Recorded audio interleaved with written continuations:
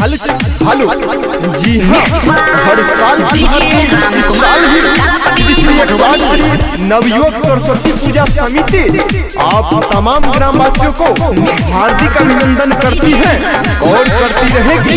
तो उठाइए दोनों हाथ और बोलिए सरस्वती माता की जय। मैया सरस्वती के छियै भसान रे, ट्रैक्टर पे सब सामान रे। हेलो, एक भी बचना नहीं चाहिए, सब लोड कर दो। मैया सरस्वती के छियै भसान रे, ट्रैक्टर पे सब सामान रे। डबल लाइट चुक भूकिया पार, डबल लाइट चुक भूकिया पार।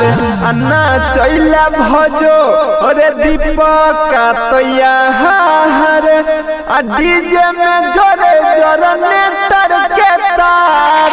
अन्ना चैला भजो रे रबना तैयार रे अमितवा तैयार, आ डीजे में जोरे जनरेटर के तार। ना चैला भजो चंदनवा तैयार है रे सोनुआ तैयार, आ डीजे में जोरे जनरेटर के तार। अरे रे रे रे, उस छोरी को लाइन मारता है, अभी मौका है, सुधर जाओ नहीं तो कमिटी के तरफ से बहुत मार पड़ेगी। और हाँ, ट्रैक्टर वाले भैया ट्रैक्टर धीरे धीरे जाने दीजिए, आगे जाम है। अभी से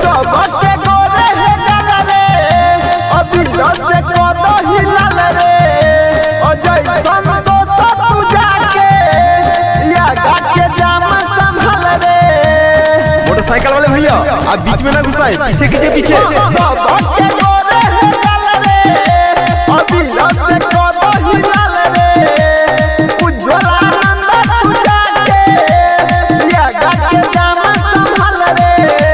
अब बगल में जाके है हो नहीं ठार, बगल में जाके है हो नहीं ठार।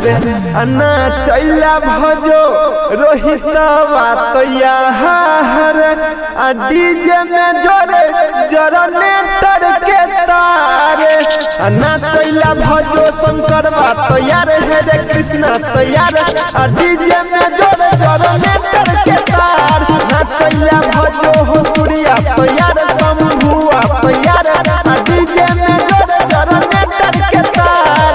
हेलो, हमारे डीजे ऑपरेटर से आग्रह है बक्सा का पूरा बास बढ़ा दे ताकि पूरा भसान में गर्दा मचे।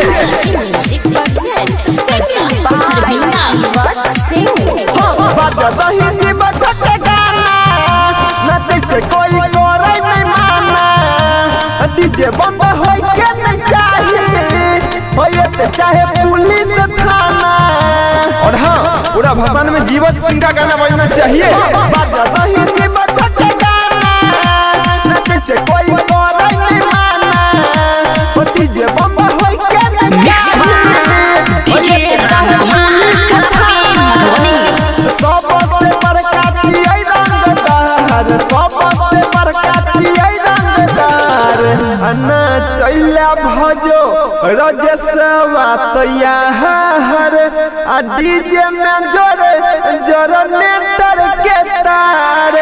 अन्ना चैला भजो मुकेशवा तैयार, कमलेशवा तैयार, आ डीजे में जोरे जनरेटर के तार। ना चैला भजो के राजा तैयार है रे गौरा तैयार, आ डीजे में जोरे जनरेटर के तार। ना चैला भजो परवीनमा तैयार रे सुलिंद्रा तैयार, आ डीजे में जोरे जनरेटर के तार। ना चैला भजो घनश्याम तैयार रे कपिलवा तैयार, आ डीजे में जोरे जनरेटर के तार। By Jivat Singh।